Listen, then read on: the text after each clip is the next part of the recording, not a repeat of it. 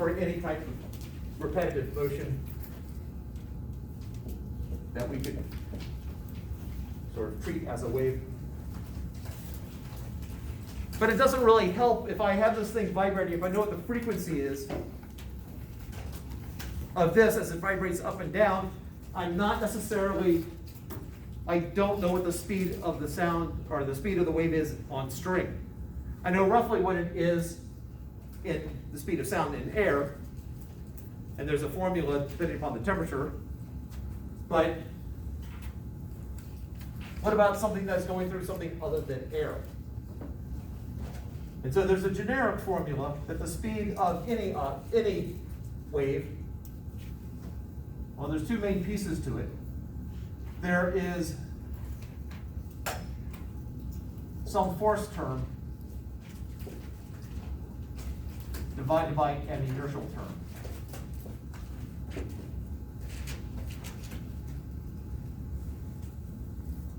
Now the math to derive something more specific is beyond the scope of 110, so I'm not going to go through the derivation. But in essence, what we're saying here is that the force term deals with when one particle moves, what kind of force does it exert on the next particle? So for a transverse wave, as one moves, does it drag the next one with it? With how much force? That's where the tension would come in and what we were doing out there. When I increased the tension, the force term increased and the speed increased also.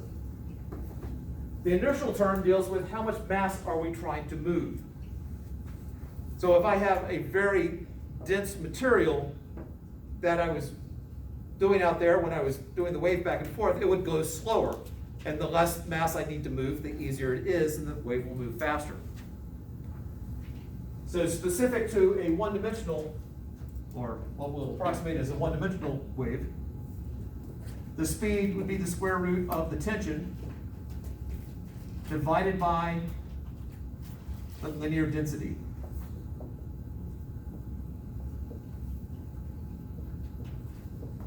This is a mu and mu. Sometimes linear density, they use a lambda. It seems like for each of the densities, there's two letters that typically are used.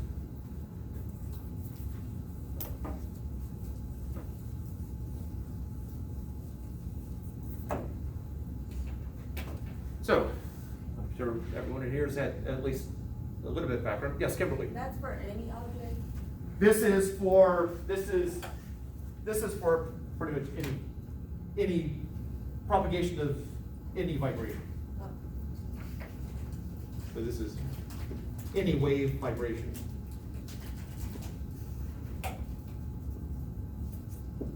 And this is specifically a wave along a one-dimensional medium. Like when I was using the string vibrator earlier, treating the string as one-dimensional. Generally, when the length is much greater than the diameter, we can approximate it as one-dimensional.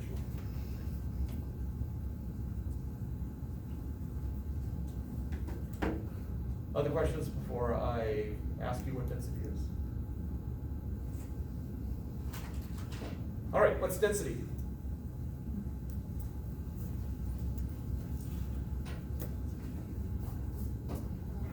Mass times volume. Not times. It is volume. So regular density, it's how much mass you have in how much space. So it's mass divided by the volume. It could be called volumetric density or volume density, but generally if you just say the word density, it's understood. It's mass divided by volume. Then there's surface density. So we're no longer dealing with a three-dimensional surface, but a two-dimensional surface. So this would be, you could approximate something with a surface density if it is incredibly thin compared to how wide or long or wide it is. This would be mass divided by area, because you're now dealing with two dimensions. The symbol for regular density is a rho. The symbol for surface density typically is a sigma. And then linear density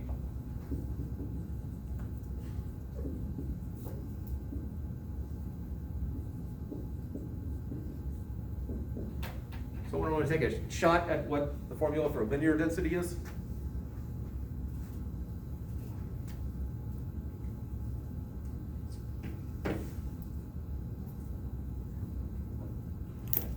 Did you say mass divided by something? All right, that gets us that far. Mass divided by? Distance? Distance? Length, yes.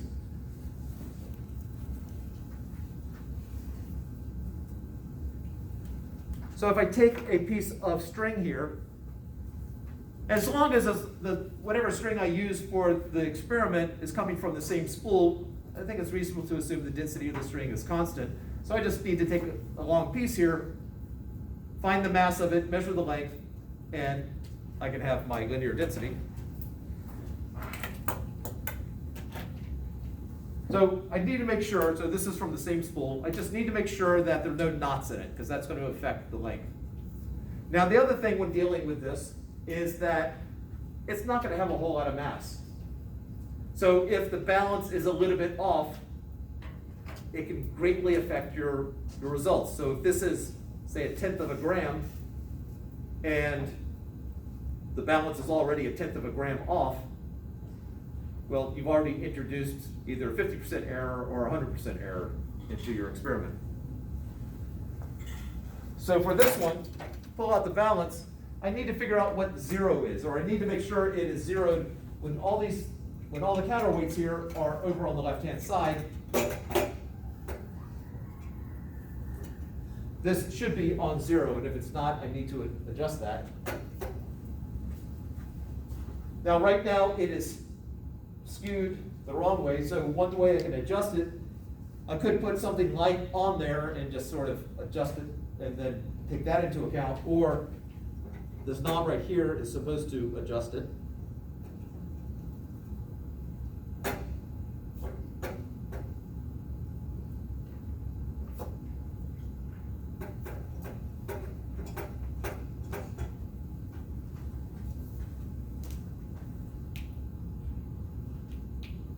Closer.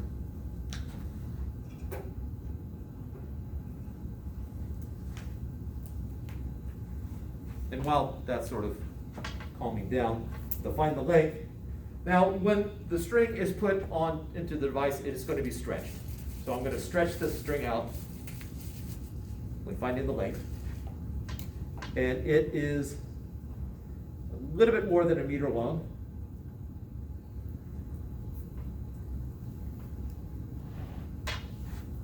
That's the part that is a little bit off. And so 101.3 centimeters. So my length, 101.3 centimeters, or 1.013 meters.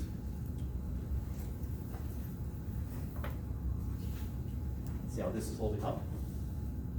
Oh, so close.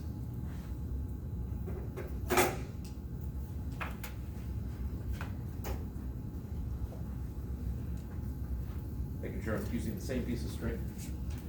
And that is lined up. I now put this on here.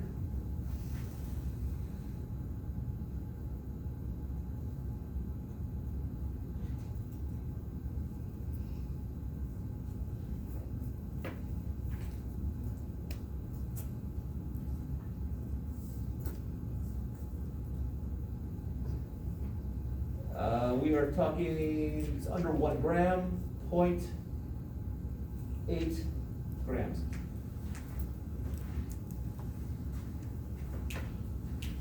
So my mass, 0.8 grams. But I want to get it into SI units so that I don't have to track units later. So to go to kilograms, I move it over 3 places. 1, 2, 3, 8 kilograms. So I can now find my linear density.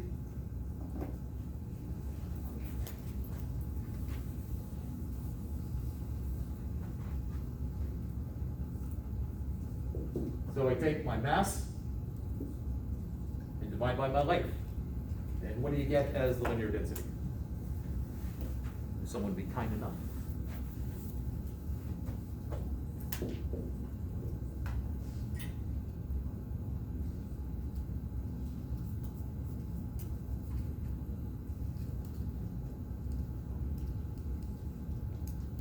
Point, go ahead. 0.000789. And units?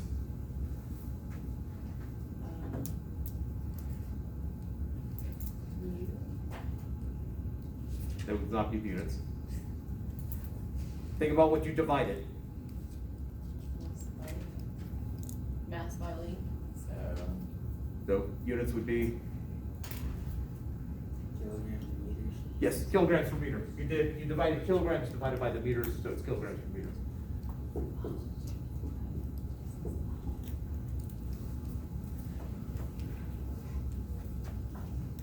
Now I know that the speed of this wave is going to be the tension divided by the linear density, so we can find the tension.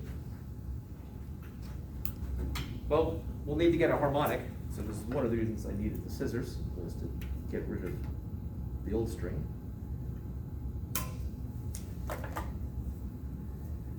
Bring out the new stuff.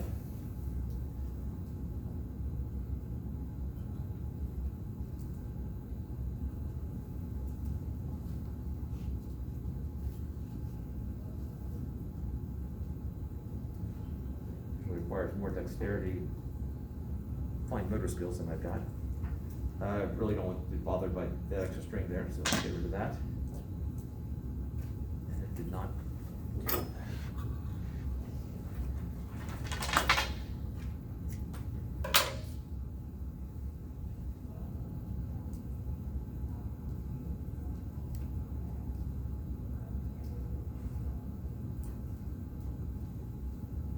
Oh, bugger.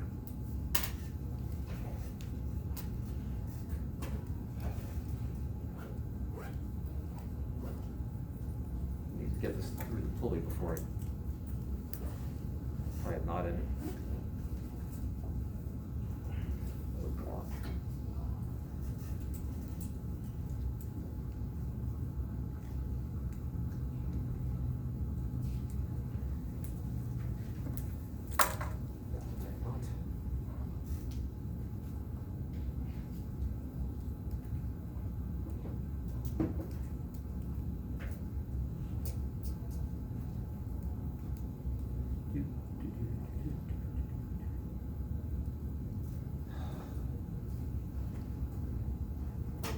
Is there a Boy Scout in here who can do this?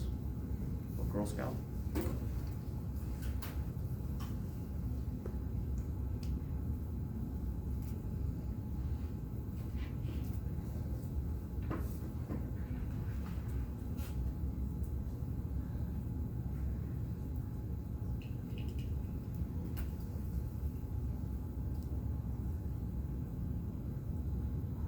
Been learning to tie knots recently, and ultimately, when it comes down to actually having to do one for real, I just resort to the same old stuff that I've been doing for 50 years. Slipknot and granny knot.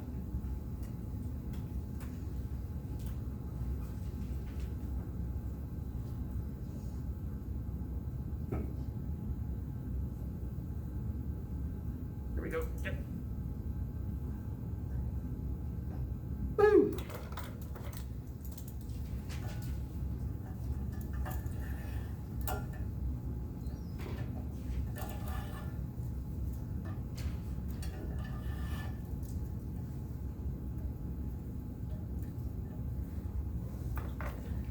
All right, let's get some bit on there just to keep it in place. All right, so now I want to line this up so that is that string level? Is that string level? Okay. As I start to add mass, it's going to add, basically as the mass gets added to here, it increases the tension in the string. As the tension increases, the speed of the wave will increase. So as the speed of the wave increases, that means it's going to travel farther in each period. And so we should be getting a lower harmonic because we'll be getting bigger wavelengths. As I increase the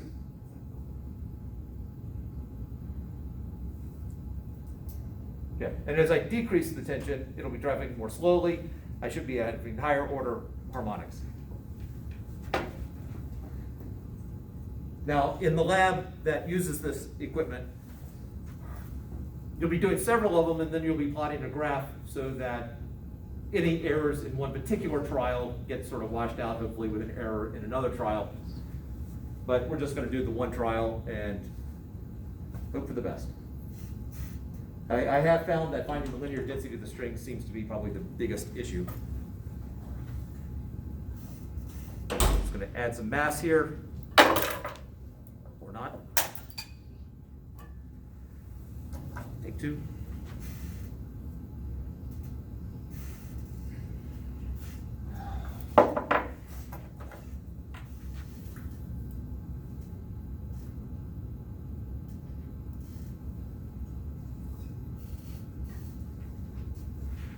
And let's get that thing plugged in.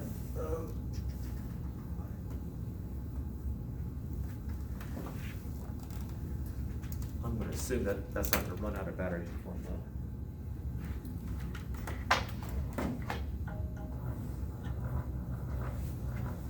All right, so you see how it's sort of vibrating back and forth. It's not holding a steady pattern.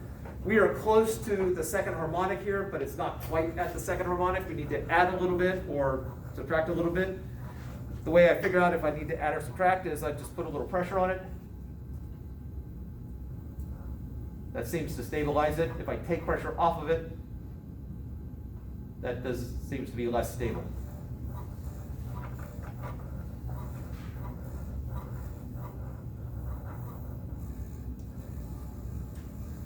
Didn't require a whole lot of mass there. That sure seems like I got a node here, a node here, and a node here. So the node's not quite at this point right here, but I think we can work with it. I figure out where the node is. I need to find that distance.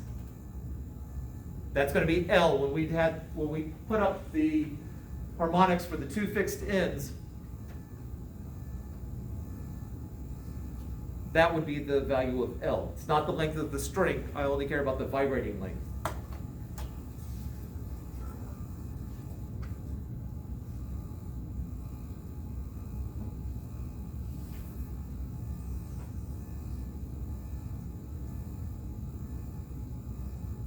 Incredibly sophisticated way I just did that.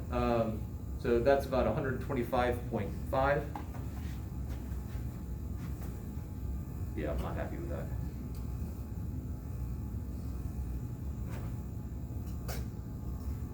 We have, oh.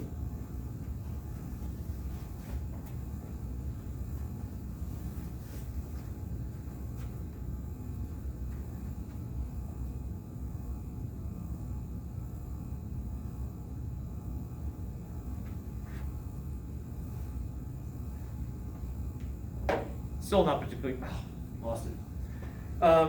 With measuring tape, it's easier. Okay, got the knot there and over here.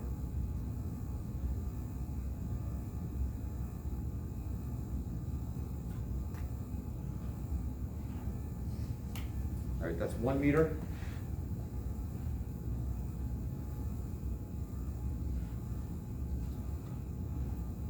$122.4.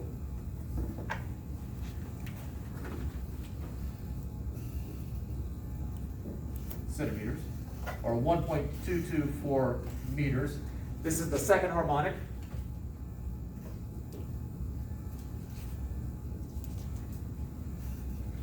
The tension in the string here should be equal to the weight of what's hanging here, and I will just trust them for the moment. So that's 500 grams, 100 grams, and 20 grams. 620 grams. It's the mass hanging.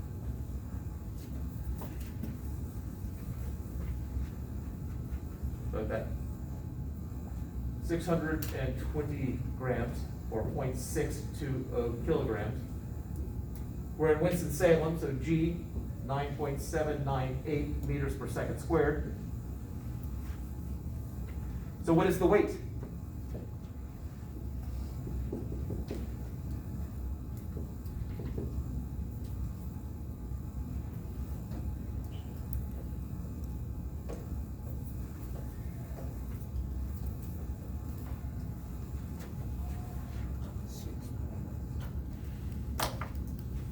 Six point 6.07 newtons. Newtons. So that should be equal to the tension. If this is an equilibrium, the force is up equal to force is down. And so the tension should be around 6.07 newtons. I'm assuming someone else got the same value? Okay. I now know tension, and I know the linear density. We can figure out how fast the wave is traveling.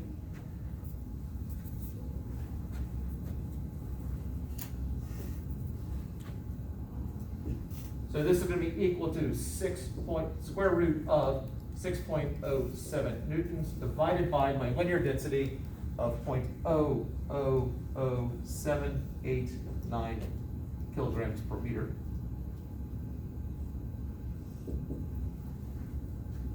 Someone would be kind enough to tell me that value.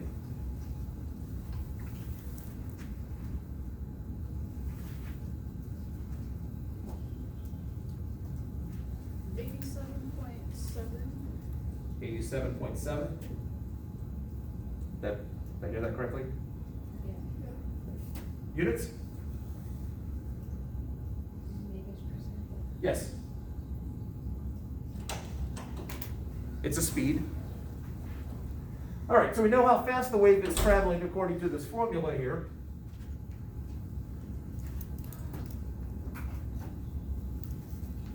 Let's see if we can figure out the frequency. That's going to be equal to the frequency times the wavelength. The wavelength, it's the second harmonic with two fixed ends. If you recall back to two fixed ends, means I have two notes at the ends. Second harmonic, it's going to look like that, although better drawn. Yeah.